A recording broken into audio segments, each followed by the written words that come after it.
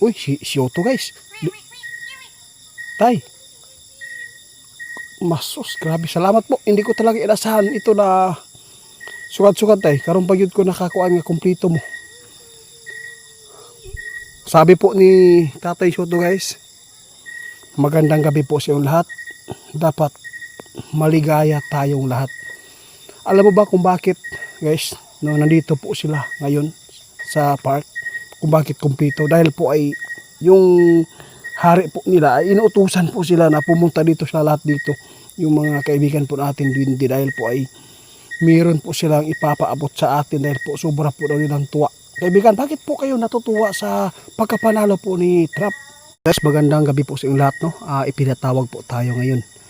Nandito po tayo sa park ni kaibigan ninyo kasi po kumplito po ang ating mga kaibigang Duwende po dito. Kasi po sila po ay nagsaya at happy din po sila sa pagkapanalo po ng Donald Trump dahil po ay napakalaking biyaya talaga guys, dahil po nakita po nila talaga si Trump na sincero po ang kanyang pagtulong sa mga tao na dapat po tulungan niya. Kaya nandito tayo guys, kaibigan. Tay, uy, si Otto guys. Tay,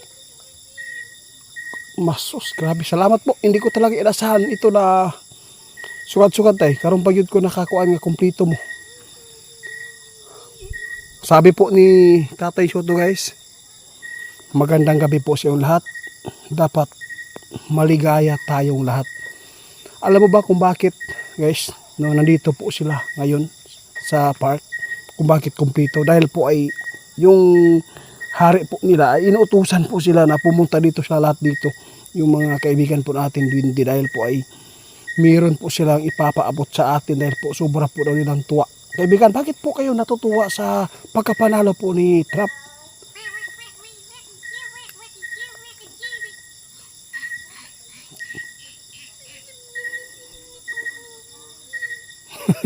Sabi po nila guys, dapat po talaga masaya ang lahat po ng tao ngayon dahil po si Trump ang nanalo.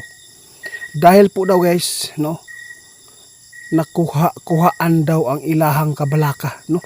Nag-alala po talaga yung kaibigan po nating Duwende sa mangyayari dito sa mundo natin kung si Kamala po yung mananalo, kung nanalo. Di ba kaibigan? Yun nyo? Oo nga. Totoo yan tayo. Oo. Alam mo po guys, sabi po nila, ngayon yung mga taong masama, para silang naputulan po ng isang paa. Dahil po, hindi po talaga nanalo po yung masama guys.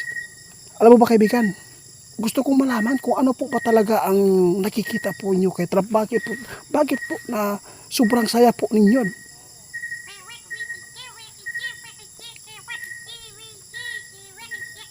Kaya pala, sabi po nila guys, kapag ang isang mamumuno dito sa mundo natin, kapag masama ang balak, yung mga engkanto din at mga elemento ay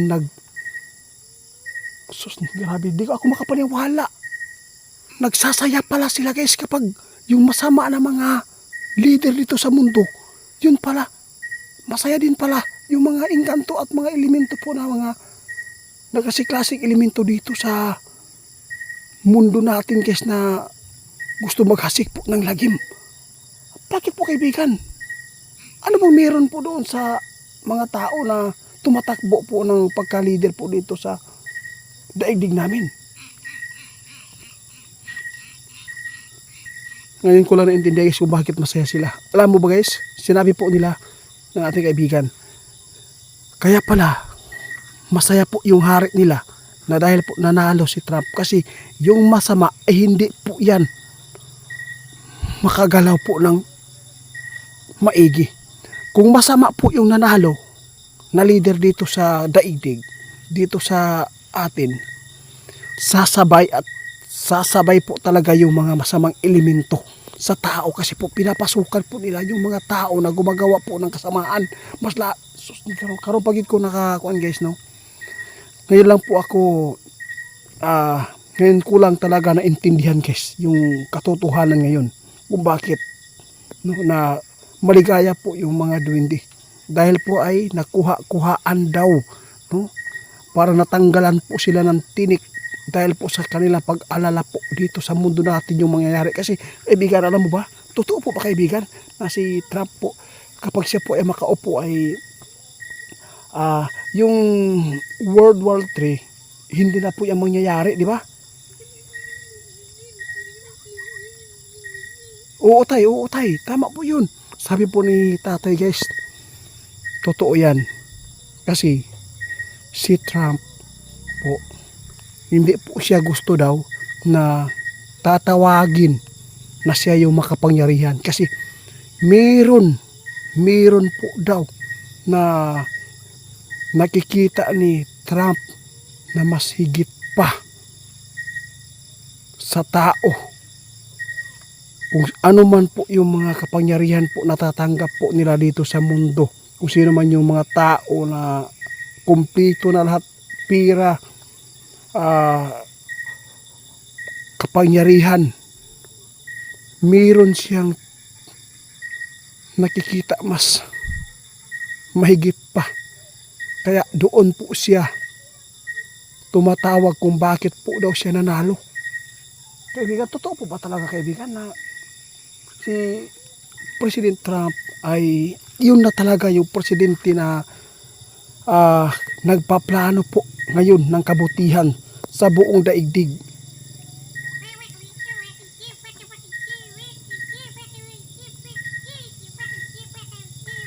Ha?